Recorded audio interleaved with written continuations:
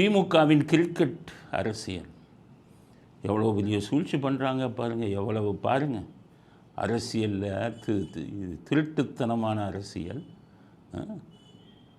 எப்படி இளைஞர்கள் மனத்தை எப்படி முட்டாளாக்குறான்னு பார்த்துக்காங்க. திமுக ஐடிவிங்கிலேருந்து கிரிக்கெட் போட்டி நடத்தினாங்க சேப்பாக்கில்.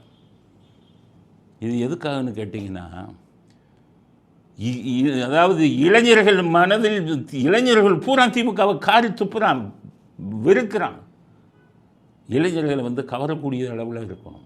மதிப்பு மரியாதை அந்த தலைவரை பார்த்த ஒன்று வரணும். மற்ற தலைவர்கள் எல்லாம் பார்த்தவங்க பார்க்கும்போது எல்லார் மனதிலும் மரியாதை இருந்தது.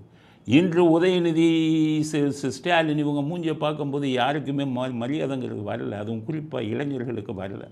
ஸோ இந்த திருட்டு கூட்டம் என்ன பண்ணால் இளைஞர்களை எப்படி ஏமாத்துறாங்க. அப்போ இளைஞர்கள் பூரா கிரிக்கெட்டுனா ரொம்ப விரும்புகிறாங்க. அதனால் இவங்கெல்லாம் சூழ்ச்சி பண்ணி கிரிக்கெட் போட்டியே இவங்களே நடத்துகிறது. சேப்பாக்கில் திமுக ஐடிவிங்க அது நடத்த போகிறது. இவங்களே ரெடி பண்ணி பாவம் இந்த காலேஜில் படிக்கிற பசங்க, அதுவும் பார்த்திங்கன்னா 18 வயசுக்கு கீழே இருக்கிற பசங்களை சேர்க்க மாட்டான். ஏன்னா அவனுக்கு ஓட்டு இல்லைல்ல. இந்த 18 வயசுக்கு மேலே இருக்கிற ஓட்டுரிமை இருக்கிறவனை சேர்த்து அதில் எப்படி போடுறான், உன் வயசு என்ன 17 14 இல்லைப்பா நீ அடுத்த வருஷம் சேர்ந்துக்க. 18ன்ட்டாங்கன்னு வைங்க, எந்த தொகுதி எந்த பூத்து எல்லாம் நோட் பண்ணிக்கிறான். எலெக்ஷன் அப்போ இது யூஸ் பண்ணணும்.